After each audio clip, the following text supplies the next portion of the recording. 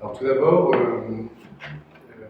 effectivement, le CAUE et l'agence Antarius m'a demandé de faire cette présentation sur une thématique qui n'est pas forcément ma thématique de prédilection, pour être parfaitement honnête, où effectivement je suis plutôt sur des matériaux, de restauration de monuments historiques ou d'urbanisme. Le végétal, pour autant, est un sujet important qui est traité. Donc je vais vous demander une certaine indulgence par rapport à la présentation que je vais vous faire, et je vais essayer, plutôt que de faire quelque chose d'universitaire, d'essayer de mettre en perspective un peu la thématique du végétal en espace protégé, et aussi peut-être d'évoquer un certain questionnement sur le sujet. L'objectif aujourd'hui était, entre autres, quand même de pouvoir, dans ce déconfinement, se retrouver, trouver une dynamique, peut-être se poser des questions ensemble et pas en visio, et de retrouver, c'est aussi ça qui m'a convaincu, parce que je ne vous cache pas que j'ai une période particulièrement compliquée. Malgré tout, c'est un beau sujet qui permet aussi de creuser pas mal d'informations. Je vous fais une présentation, tout d'abord, de définition de pourquoi le végétal en espace protégé. Qu'est-ce que le végétal, qu'est-ce que l'espace protégé? La mise en perspective dans l'histoire du végétal, sans pour autant partir sur l'histoire des jardins, ça serait beaucoup trop exhaustif. Et puis les enjeux qui nous amènent aujourd'hui, autrement dit, essayer de comprendre la situation actuelle en perspective et voir qu'il y a certaines choses qui sont récurrentes. Alors d'abord, qu'est-ce qu'un espace protégé? C'est plus facile à définir. Un espace protégé, c'est un espace naturel, un site naturel classé ou inscrit pour sa valeur monumentale, pittoresque, historique, artistique ou même légendaire. Et puis c'est aussi un abord de monument historique, c'est aussi une ville qui est protégée dans le cadre d'un site patrimoine remarquable. Je vais passer tous les anachronismes, tous les anagrammes un peu barbares là-dessus. Donc c'est autrement dit un espace protégé, c'est autant un abord proche d'un monument qu'un espace très vaste, naturel. C'est un peu ce mélange de deux qui nous donne des rapports d'échelle assez différents. C'est aussi, puisqu'on parle du végétal, un arbre qui peut être repéré comme élément remarquable, comme ça peut être des centaines, voire des milliers d'hectares en valeur d'ensemble. Donc on a vraiment un emboîtement d'échelle. Je vais essayer afin de faire une présentation claire, j'ai essayé de faire des catégories de végétaux, du végétal, en sortant d'abord deux grandes catégories. Des grands espaces, pour avoir une appréhension qui soit plus à l'échelle, et puis des espaces domestiqués, autrement dit des espaces de plus petite taille, mais aussi des espaces dans lesquels l'homme a une empreinte plus forte.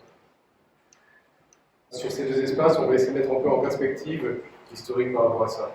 À commencer par le commencement, en fait, tout simplement par le Jardin d'Éden, qui est le premier espace vert de végétalité dont on a pu parler, et qui est assez intéressant parce qu'il va donner une résonance tout au long des époques par rapport à ça.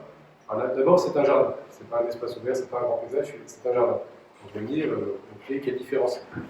La différence, c'est qu'un jardin est extrêmement défini. Un jardin, c'est un lieu qui est clos, premièrement, qui est ceint de murs ou de haies. C'est pas un espace ouvert. Secondement, c'est un espace un peu idyllique aujourd'hui qu'on a dans le Jardin d'Éden, avec une cohabitation entre les animaux, les bêtes sauvages et l'homme. L'homme voit Dieu et le comprend, le connaît, et quand il est chassé du Jardin d'Éden, rencontre une terre difficile à cultiver et dont il peine à tirer le fruit. Alors que quand il est dans le Jardin d'Éden, tout est en harmonie. Donc il y a cette recherche absolue du Jardin d'Éden qui est le jardin rêvé, le jardin absolu, l'équilibre. On va revenir dessus, mais c'est une notion qui est importante. Donc c'est un jardin, c'est un clos. Après, les grands espaces. On va commencer par ça, c'est plus simple d'une certaine manière. Les grands espaces sont les forêts, les falaises, les grands paysages, les bords de cours d'eau. Ce sont des paysages qui sont très grands, très vastes, mais je ne pense pas qu'on puisse vraiment parler d'espace sauvage sans empreinte de l'homme. C'est un débat, mais il me semble que malgré tout, l'homme, en France en tout cas, a marqué cette empreinte tout au long de l'histoire de manière très ponctuelle, de manière régulière, notamment dans les usages qui étaient faits de ces espaces. Au Moyen-Âge notamment, et c'est assez important, il y avait des droits d'affouage, d'écossage et de fagotage. Autrement dit, on ne ramassait pas du bois dans les grandes forêts comme ça, on ne prenait pas les écorces des arbres, on ne prenait pas les branches des arbres, tout était extrêmement réglementé pour la simple et bonne raison que le bois était le pétrole d'aujourd'hui. C'était la première ressource énergétique qu'on avait qu'on a eue jusqu'à la fin 19e, début 20e siècle. C'était vraiment une ressource extrêmement importante, qui a pour conséquence un travail dans une empreinte sur les sous-bois, une empreinte sur les arbres, il y avait aussi bien sûr beaucoup plus de chasse qui était encadrée. On était sur un principe de ces grands espaces, qui était un principe, ces grands espaces nourriciers comme producteurs de matière. Notion, on va le voir, qui a un peu disparu aujourd'hui, qui a beaucoup muté. Il y a aussi d'autres grands espaces domestiqués par l'homme, d'une autre manière, qui sont bien sûr l'agriculture, qui se structure. L'agriculture était, dès le Moyen-Âge, était clos pour éviter les vols, qui étaient sévèrement punis par la loi, était clos aussi pour protéger les bêtes sauvages, bien évidemment, était clos aussi pour protéger du vent dans certaines cultures, et puis d'autres espaces comme les forêts étaient exploités à part entière, beaucoup plus qu'aujourd'hui, pour les bois de mise en œuvre. Afin de bien comprendre un peu cette dynamique qui vient d'assez loin, il faut imaginer que dans le Haut Moyen-Âge, donc après le 5e, 6e siècle, les grandes invasions barbares ont modifié de manière profonde l'économie, la politique et la société en France, qui a fait que le pouvoir, donc les grands rois néologiens et carolingiens, sont devenus itinérants et n'ont plus tenu de manière aussi forte que ça la politique qui a été remise plutôt dans les mains du clergé, qu'il soit séculier ou régulier, et qui a commencé par définir et organiser la société sur l'ensemble du territoire. Cette société s'est organisée d'abord, parce qu'ils possédaient des terres par le territoire, par un défrichage autour des villes. Autour des villes, on a commencé à défricher pour, bien sûr, avoir utilisé, exploité les arbres, mais surtout pour permettre d'avoir des terrains de culture. Pour vous donner un ordre d'idée, entre le 7e siècle après Jésus-Christ et l'an 1000, on a multiplié les espaces cultivables par 2, quasiment par 3. Donc on a un développement des villes et des structures urbaines qui s'est fait notamment par ce travail sur ces grands espaces qui ont été domestiqués. Il y a un espace, et après on va parler un peu plus du jardin et des parcs, des jardins publics. Il y a un espace qui est quand même à mettre un peu entre les deux, entre les grands espaces, les espaces nourriciers et le jardin à proprement dit. Donc on a dit, le jardin est clos. Cet espace, cette spécificité, c'est les abbayes. Là, je vous ai mis en haut à droite, à gauche, le plan de Saint-Gall, qui est en fait un plan idyllique de l'abbaye dont on s'est servi, dont toutes les abbayes sont servies pour structurer. On voit que c'est une architecture extrêmement orthonormée, très fermée, avec des clos, et chaque clos a une fonction. Un poulailler, l'exploitation des cochons, l'exploitation des légumes, des vergers, etc. Et au centre, on a le cloître, la prairie. Ce qui est très intéressant, c'est qu'on est sur un jardin nourricier, qui est d'abord une ressource, aussi un travail spirituel de la terre, parce qu'on va le voir, le travail est aussi aussi une portée spirituelle et intellectuelle. Et puis, au centre de ça, on a le cloître. Le cloître, il n'y a pas d'exploitation de vergers ou de légumes, il y a une certaine forme de prairie, d'une certaine manière, qui est le jardin de méditation, qui est le jardin dans lequel on tourne sur ces quatre orientations, sur les quatre dans lesquelles les moines ou les moniales lisent et vivent autour de cet espace vide. Et je vous ai mis à droite le plan de Fontevraud. Vous voyez, il est assez différent du plan de Saint-Gall. Il n'est pas aussi abouti, et pourtant Fontevraud est une des abbayes qui allait le plus loin dans sa mise en œuvre. On est sur la plus grande abbaye d'Europe, encore en place, d'Ancien Régime. Et là, on est sur un plan qui est plutôt 18e. Et on voit, on n'est pas sur quelque chose d'orthonormé. On est sur quatre cloîtres, parce qu'il y a, je ne vais pas vous faire toute l'histoire de Fontevraud, mais sur ces 4 cloîtres, systématiquement, malgré ce chalutage, on va dire, de clos, de fonctions, etc., on a ces grands espaces, ces 4 grandes prairies, ces 4 grands espaces dilatés qui ont une fonction centrale de ce lieu de clôture spirituelle.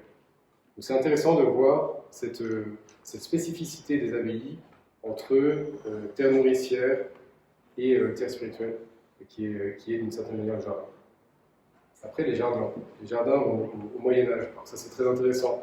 Le Moyen-Âge est vu comme une période sombre, une période brutale, une période violente, et pour autant, on a un raffinement extrême, notamment sur les jardins, où le jardin a une dimension centrale de l'époque médiévale, sur lequel on voit sur la gravure à droite, sur l'enluminure à droite, un seigneur qui cultive lui-même sa terre. C'est étonnant, pourtant il pourrait peut-être s'en passer. Et on voit qu'il y a ce travail, cette recherche avec ces fleurs qui sont cultivées dès le Moyen-Âge pour l'apparat. Et vous voyez entre les carrés qui sont en face de ce grand seigneur, des carreaux de céramique. On n'est pas dans n'importe quel jardin non plus. Pour se déplacer dans son... Il marche quand même sur des carreaux de terre cuite de céramique peint, décorés. Donc on est sur un travail de certaine manière très philosophique, très recherché du jardin. Le jardin a une place extrêmement forte au Moyen-Âge à différentes échelles. On voit sur cette tapisserie que tout le monde connaît, la Dame à la licorne. Je vous ai fait un zoom. On a l'impression qu'il y a un motif. Non, ce n'est pas un motif, c'est chaque fleur est dessinée, est réaliste et représente une symbolique. On a une science de la fleur, de la symbolique, avec une recherche de vertu de cette symbolique et de ce recherche. Le motif végétal, le végétal a vraiment une dimension morale même dans la représentation et au Moyen-Âge. Et à droite, où on est sur plutôt un jardin philosophique, presque mythologique, oui, c'est complètement mythologique. Et on voit vraiment cette représentation, cette recherche un peu du jardin qui est toujours tournée autour du chiffre 4. On appelle ça verger au Moyen-Âge, le verger du roi. En réalité, ce sont des jardins, et le 4, effectivement, on a 4 grands jardins médiévaux. On a le jardin de plaisance, dans lequel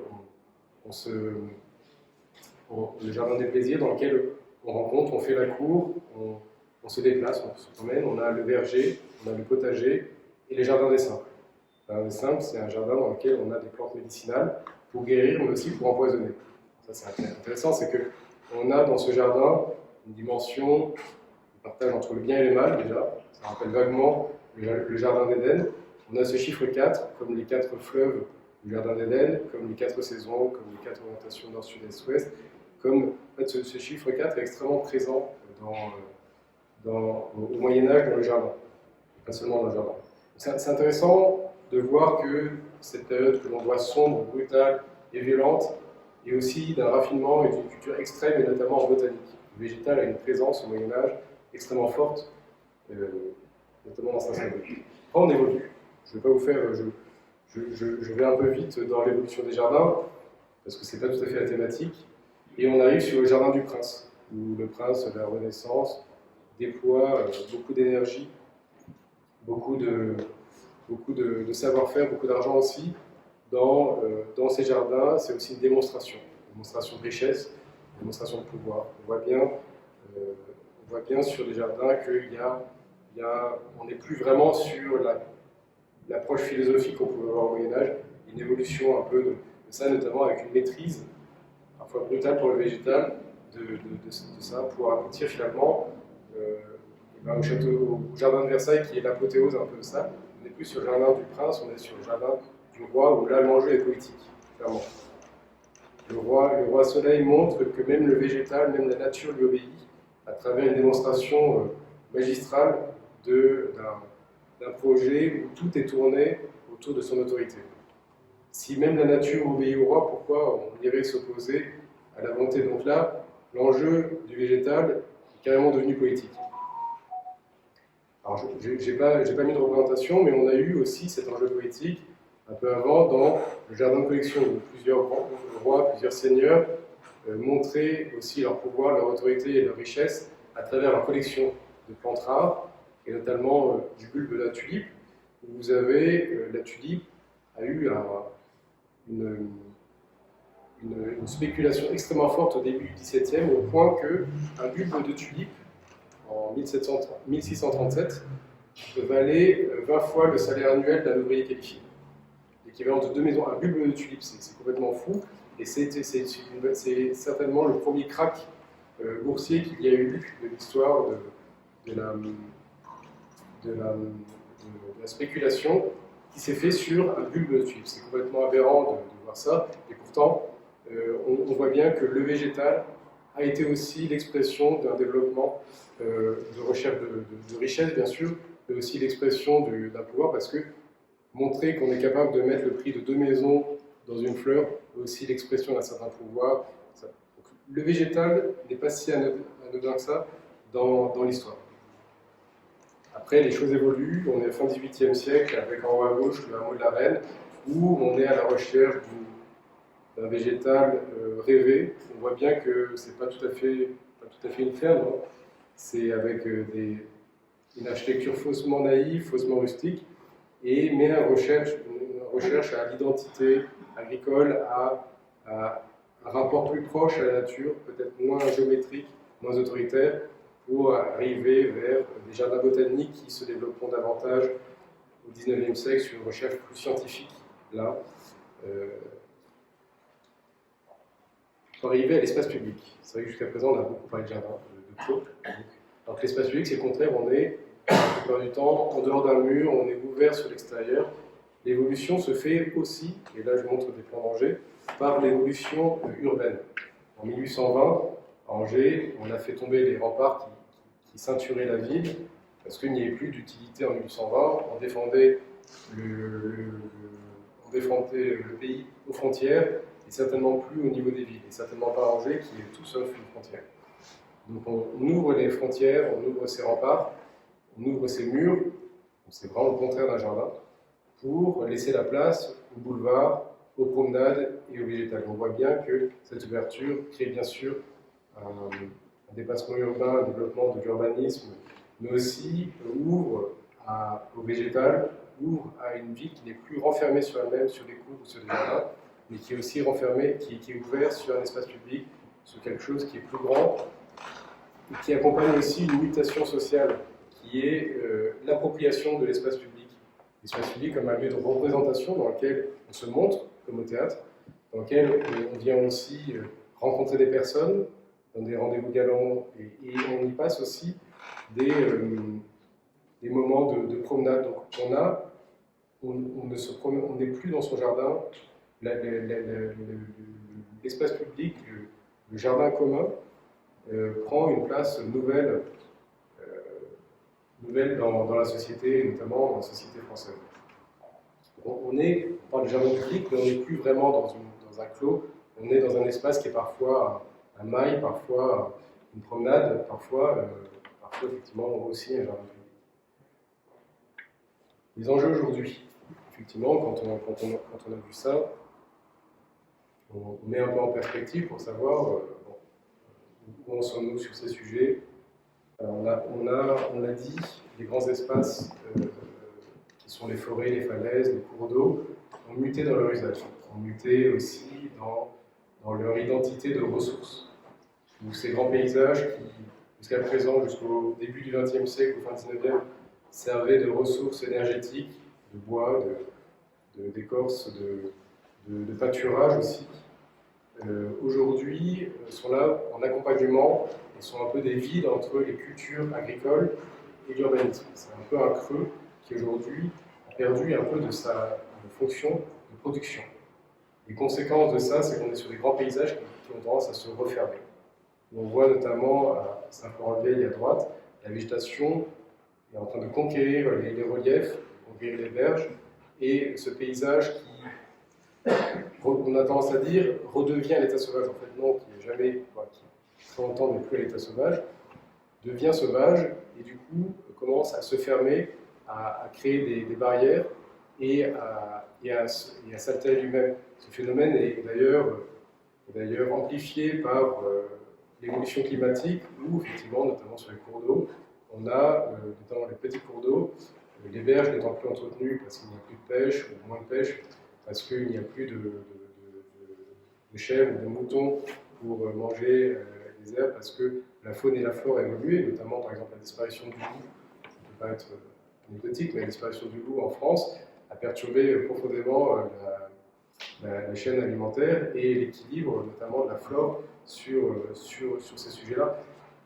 On est sur un espace qui est en train de boucher, de se refermer, et ça pose un problème, parce que au-delà du fait de ne plus avoir de belle vue, comment gère-t-on ces espaces? Ce n'est pas la promenade qui peut justifier un entretien de la part des collectivités sur ces sujets-là. On a perdu son usage nourricier, producteur de matière, pour finalement être relayé comme un grand parc paysager, mais le parc ne permet pas de gérer cet entretien, ou éventuellement les sentiers, mais pas ce grand paysage. Et à moyen et long terme, ce sont des sujets qui vont poser de grands problèmes. Qui s'occupe de ça? Pourquoi? Et comment mettre un peu de sens sur ces sujets? Et y compris, là, les éléments que je vous montre, ce sont des grands sites protégés. Et à contrario, en ville, nous avons une tendance qui est complètement différente. Effectivement, on a perdu déjà, les grands jardins privés sont de moins en moins présents. Je n'ai pas en tête de création de grands jardins privés. Pourquoi? Déjà parce que les moyens de locomotion permettent d'aller à bout du monde assez facilement, d'aller visiter et du coup d'avoir une variété de jardins plutôt que de rester chez soi à cultiver. Je pense qu'aussi il y a une notion de temporalité qui n'est plus forcément la nôtre, de travailler sur un jardin et sur le rythme que cela impose, qui est contraignant. Et puis aussi, le jardin est sorti des murs pour arriver sur des promenades, pour arriver sur l'espace public, pour plusieurs raisons, me semble-t-il. Déjà par vous, parce que le fait de voir un peu ce végétal un peu reconquérir, un peu prendre la main sur la ville, sur le minéral, c'est quelque chose de séduisant. Aujourd'hui, c'est quelque chose qui plaît. C'est un espèce de retour faussement sauvage, qui est très maîtrisé pour autant, et qui a un certain intérêt, qui fait écho un peu à cette âme rurale, cette âme française qui est très rurale, qui est très portée sur son paysage, dans lequel tout le monde retrouve ses sources. Mais c'est aussi après, il y a ce végétal, il y a aussi ce végétal nourricier avec le maraîchage, qui prend de plus en plus de place, de plus en plus d'importance, qui répond à la volonté de valoriser les filières courtes, de valoriser la production, et peut-être aussi qui répond à l'idée de pouvoir se nourrir soi-même, de pouvoir être indépendant. C'est assez intéressant parce qu'on retourne d'une certaine manière à cette valorisation, à cette noblesse du travail de la main qu'on retrouvait au Moyen-Âge, où le seigneur qui cultive sa terre, c'est pas seulement pour cultiver sa terre, c'est aussi pour pour rechercher un peu, effectivement, quand on fait du travail manuel de chez soi, dehors, etc., il y a une résonance intérieure que l'on n'a pas, par exemple, dans un travail intellectuel. Charles Péguy en parle très bien. Tout travail intellectuel doit avoir une réponse dans les loisirs manuels, et tout travail manuel doit avoir une réponse dans ses loisirs intellectuels pour que l'homme trouve un équilibre. Effectivement, il y a quelque chose de très philosophique et très sain dans ce système de travailler aussi. Et c'est intéressant parce qu'aujourd'hui, le travail de la main, les mains dans la terre, retrouve un certain sens moral. Et ça, c'est assez nouveau. Il y a aussi une dimension environnementale très forte du végétal dans la ville, qui est extrêmement importante, qui est effectivement la production de CO2, mais aussi le maintien de la baisse des températures et de l'hygrométrie en ville. Le végétal, face au minéral, permet de servir un peu de tampon et de maintien d'un confort d'été extrêmement important. Et les arbres que l'on plante aujourd'hui, on ne pourra pas les replanter demain. Pourquoi? Premièrement parce que l'évolution climatique ne permet pas de développer des arbres aussi grands, de manière aussi facile qu'on pouvait le faire hier, d'une part, et d'autre part, les sols en ville ont muté, déjà parce qu'ils sont pollués, mais aussi parce qu'ils sont bourrés de réseaux. Ils sont bourrés de réseaux, de réseaux électriques, de réseaux pluviales, de toutes sortes de réseaux, qui fait que le système racinaire et la fertilité n'est plus du tout la même qu'il était quand on a planté les grands alignements au 19e ou au début du 20e siècle. Donc, les arbres que l'on plante aujourd'hui, on ne pourra certainement plus les planter demain, et on ne pourra plus planter ce qu'on a hier. Donc effectivement, il y a cette dimension environnementale qui est très forte pour le ressenti, pour la qualité de vie, par goût, et puis aussi par un maintien, un renouvellement d'air pour beaucoup de raisons. Tout ça qui fait que la ville, l'urbain, a pris le sujet la plupart du temps en main, pour toutes les raisons qu'on a pu évoquer, et à contrario, les grands espaces, eux, ont laissé ce sujet. J'ai oublié une chose aussi qui est très intéressante, c'est que cette approche du végétal est aussi un moyen de gestion urbaine, de planification urbaine. C'est assez étonnant. De planter des arbres, on fait de la planification. En fait, oui. Planter les arbres dans une entrée de ville permet d'identifier l'entrée de ville et permet inconsciemment de faire ralentir les voitures. C'est ce qu'ils ont fait à l'entrée d'Angers en plantant, en rétrécissant la voirie et en y plantant du végétal pour passer de 90 km/h à 70 puis à 50 km/h. Et le végétal a joué ce rôle, étonnamment, et de manière assez efficace, j'ai pu y assister, de ce ralentissement des voies sur berge. Ça, c'est très intéressant. Et d'autre part, on voit aussi que ce végétal, là, sur les quais de Maine, ce végétal vient reconnecter l'urbain à la Maine, au cours d'eau. Il vient faire une liaison entre la berge et l'urbain qui était jusqu'à présent très dissocié, qui était très brutal.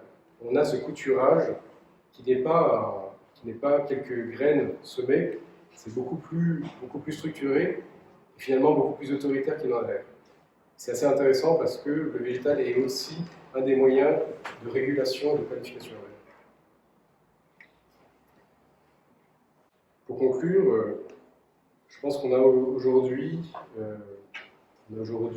beaucoup de problématiques, des problématiques environnementales, des problématiques de recherche de qualité de vie, des problématiques aussi d'identité climatique, notamment, et que le végétal est traité de manière très différente et avec plusieurs enjeux différents. En ville, le travail est en cours, qui est intéressant, je pense notamment à Angers, mais il n'y a pas que Angers, il y a beaucoup d'autres villes qui ont travaillé ce sujet, par goût, et aussi par volonté environnementale, de travailler sur cette fausse conquête sauvage, cette fausse spontanéité végétale, finalement pour réguler, mais aussi pour répondre à une volonté, à un goût et à une réappropriation de l'espace public qui est particulièrement intéressante.